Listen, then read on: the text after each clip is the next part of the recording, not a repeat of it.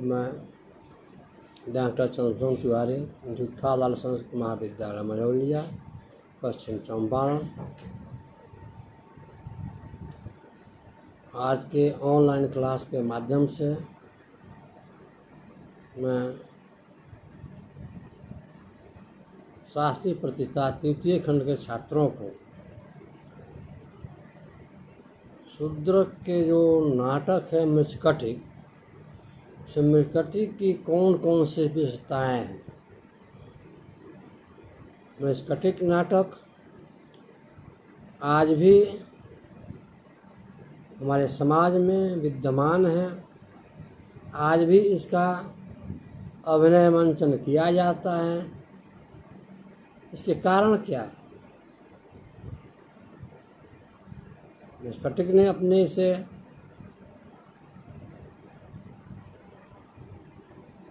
नाटक के अंदर कौन से गुण है, कौन सी प्रतिभाएं शूद्रक ने भर दी है, जिसके कारण आज भी लोक प्रचलित है। इसी संदर्भ में मैं छात्रों से चर्चा करना चाहूँगा, क्योंकि गत कक्षाओं में हम लोगों ने शूद्र का परिचय एवं मृच्छकटिक की विषय वस्तु पर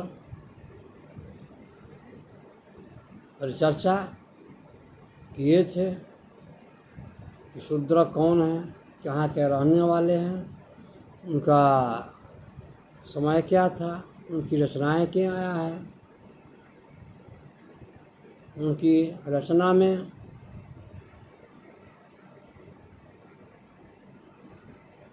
कितने अंक हैं, उसे नाटक के अंकों में किस अंक में कौन सी विशेषताएं हैं, इस संदर्भ में हम लोगों ने चर्चा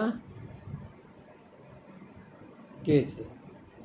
आज का जो शीर्षक है वह है मृच्छकटिक की विशेषताएं, अर्थात शूद्रक द्वारा जो रचित नाटक है उसमें कौन सी विशेषताएं हैं, कौन सी खूबियां हैं, कौन सी बारीकियां हैं, कौन से गुण है, जो आज भी यह नाटक हमारे समाज में, हमारे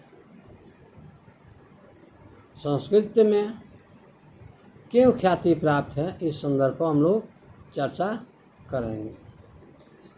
तो सर्वप्रथम हम यह देखें कि शूद्र का मृच्छकटिक संस्कृत नाट्य साहित्य में एक अद्भुत रचना है। अर्थात यह जो नाटक है वो संस्कृत जगत का एक अनमोल नाटक है।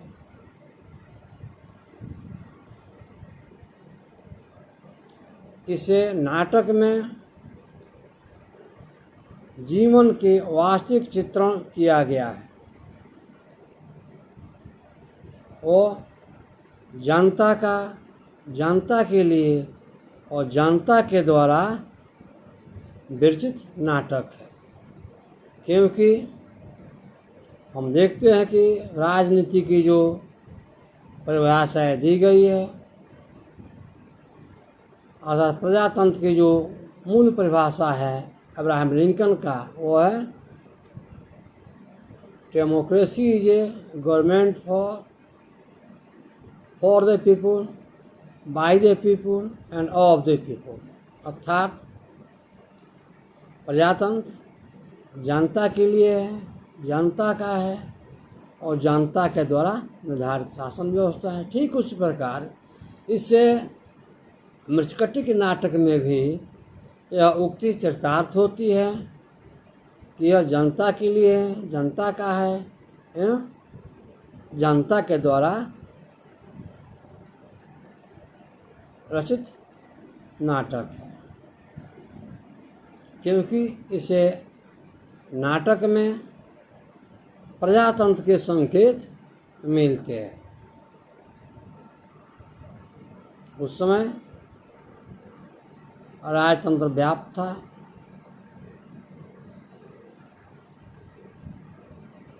राजा प्रमाद और भोग विलास में लिप्त थे एवं धूर्तकृता अर्थात जुए का भी प्रचलन था। जुए में लोग हारते थे और हारे हुए राशि के भुगतान न करने पर न्यायालय में वाद चलाए जाते थे, जिसका निराकरण न्यायालय के द्वारा होता था। इससे नाटक के अध्ययनोपरांत यह सिद्ध होता है कि प्राच्य काल में भी न्यायपालिका भ्रष्ट थी, क्योंकि जब बसंत सेना के आभूषणों की चोरी होती है, उन आभूषणों को बसंत सेना की पत्नी धूता अपनी अलंकारों के द्वारा बसंत सेना को संतुष्ट करना चाहती है, परंतु बसंत सेना उसे अस्वीकार करती है। इस संदर्भ में निर्धन ब्राह्मण चारदत्त पर सरकार के द्वारा न्यायालय में वाद चलाए जाते हैं और उसे बाद में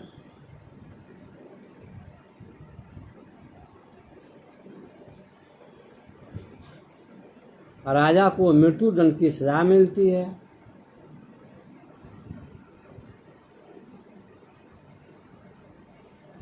परंतु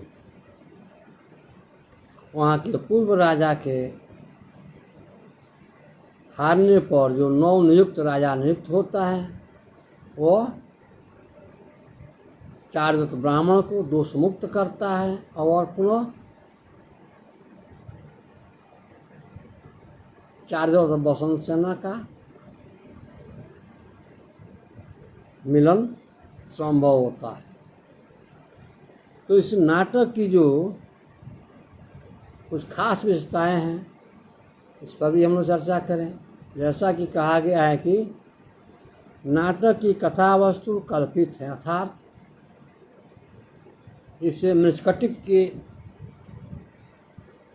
नाटककार शूद्रक ने इसे की कथा वस्तु को काल्पनिक रूप दिया है, अर्थात कल्पनाओं के आधार पर इस नाटक का निर्माण किया गया है, रचना की गई है। इसका नायक राजा न होकर एक निर्धन ब्राह्मण है। इससे मृच्छकटिक में नायक राजा नहीं है, बल्कि एक निर्धन ब्राह्मण है एवं नायिका एक गणिका है। इसमें मध्यम वर्गीय पात्रों को सामाजिक स्थिति का वर्णन किया गया है, अर्थात उस शूद्रक के समय में, क्योंकि शूद्रक स्वयं राजा थे, तो उनके समय काल में जो व्यवस्थाएं व्याप्त थी, अर्थात 6वीं शताब्दी के आसपास, उस सामाजिक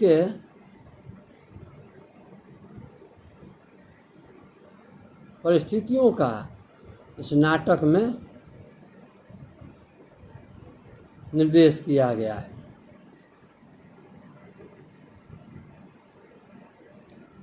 इसमें नाट्यता के साथ काव्य का भी समन्वयन है अर्थात सम्मिश्रण।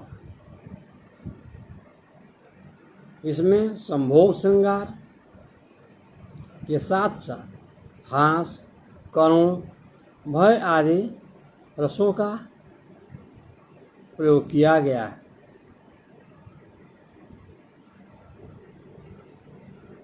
इसकी कथा अर्थवादी न होकर यथार्थवादी है अर्थात सत्य के प्रतीक है।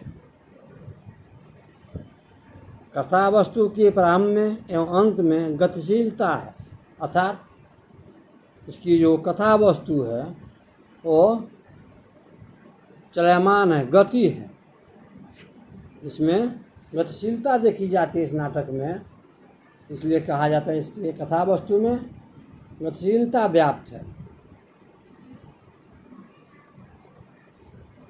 गौण पात्रों के चरित्र चित्रण का विशेष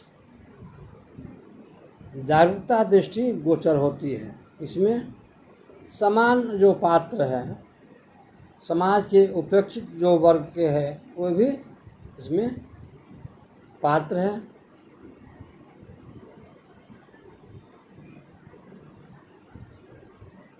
इससे नाटक की जो व्यवस्था एक अन्य है वो है पात्रों की स्वतंत्रता अर्थात इससे मृच्छकटिक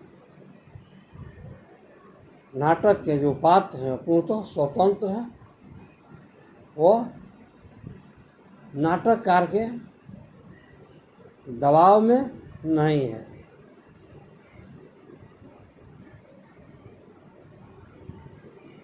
क्योंकि अन्य नाटकों में प्राय देखा जाता है कि नाटककार के कठपुतली नायक होते हैं, परंतु इसे मृच्छकटिक में पात्र पूर्णतः स्वतंत्र है। नाटककार के हाथों की कठपुतली नहीं है। पात्र सार्वभौम है। इसे नाटक की जो विशेषता है कि इसके पात्र सार्वभौम है, स्वतंत्र। इससे मृच्छकटिक नाटक में बिल्कुल ही सहज, सुंदर और सुलभ पदों का प्रयोग किया गया है। यह मृच्छकटिक नाटक भवभूति के उत्तर रामचरित जैसा क्लिष्ट नहीं है। ये सब मृच्छकटिक नाटक की विशेषताएं हैं। इसे नाटक में सरल भाषा का प्रयोग किया गया है ताकि दर्शक इसे नाटक का लाभ ले सकें एवं दर्शकों पर इस नाटक का सामाजिक, राजनीतिक छाप पड़े, जिससे जन कल्याण हो सके। अर्थात शुद्धक द्वारा रचित इस नाटक में संवाद पूर्णतः सजीव है। जो संवाद है अर्थात उसको क्या कहेंगे, संवाद, कथा वस्तु या कथोपकथन वो पूर्णतः सजीव है। जिसे कथा वस्तु की संज्ञा दी जा सकती है या कथोपकथन या उसे डायलॉग भी कहा जाता है। अर्थात इसे मृच्छकटिक नाटक में जो संवाद है वो पूर्णतः सजीव है एवं लंबे कथोपकथनों का अभाव है। इसे नाटक में समासिक और दीर्घ शब्दों का प्रयोग नो के बराबर है।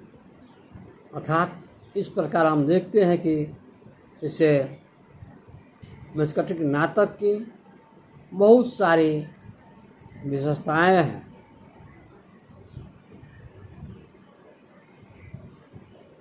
इससे मृच्छकटिक नाटक में उत्तर प्रत्युत्तर जो है, नायक नायिका, नायक सकार या अन्य जो चरित्र है उन लोगों का उत्तर या संवाद अतीव ही सरल और सीधा है।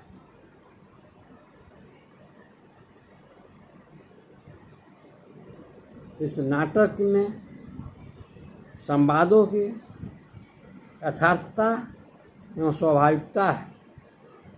पूर्णतः नेचुरली जो भाव है वो इन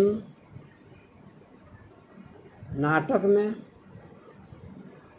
दृष्टिगोचर होता है। कर्म के आधार पर उच्च और नीचता का सिद्धांत माना गया है। कर्म के आधार पर अर्थात चारों वर्णों के जो अलग अलग कार्य कर्म निर्धारित किए गए हैं, उन्हीं कर्मों के आधार पर उच्चता और नीचता का सिद्धांत माना गया है। ब्राह्मण का कर्म क्या है, शूद्र का कर्म क्या है, वैश्य का कर्म क्या है, इसका मापदंड भली भांति इस नाटक में देखने को मिलता है। एवं गुणों से आदमी का पहचान होता है, न कि जाति और वर्ग से। इससे मृच्छकटिक नाटक की जो सबसे बड़ी विशेषता है कि वो गुणों के आधार पर यहाँ नायक, पात्र या अन्य व्यक्तियों के स्वभाव को जाना जाता है, न कि जाति के आधार पर। जैसे आंग्ल साहित्य भी कहता है, हैंडसम इज हैंडसम डज, अर्थात काम प्यारा है न कि चाम। इसे सिद्धांत के आधार पर भी हम कह सकते हैं कि यह जो मृच्छकटिक नाटक है वो समाज के लिए अत्यंत ही कल्याणकारी है, क्योंकि इस नाटक में शूद्रक ने अपनी चतुराई के द्वारा वर्ण व्यवस्थाओं का जिक्र तो किया है, परंतु छोटे छोटे समाज से वंचित पात्रों का भी इसमें समावेश किया गया है। एक तरफ जहाँ नाटक में धीरोदात्त क्षत्रिय देवता नायक होते हैं, ठीक उसके विपरीत इसमें एक निर्धन ब्राह्मण को नायक बनाया गया है। एवं नायिका भी एक गणिका है, वेश्या है, न वो देवी है और न कोई छत्राणी है। इससे नाटक में गुणों के आधार पर कर्मों को निर्धारित किया गया है। गुणों के आधार के द्वारा एक दूसरे व्यक्ति को जाना जाता है। इस प्रकार हम देखते हैं कि शूद्रक द्वारा रचित मृच्छकटिक नाटक में बहुत सारी विशेषताएं हैं, जिसके कारण यह नाटक आज भी संस्कृत साहित्य के नाटकों में एक अत्यंत महत्वपूर्ण नाटक है।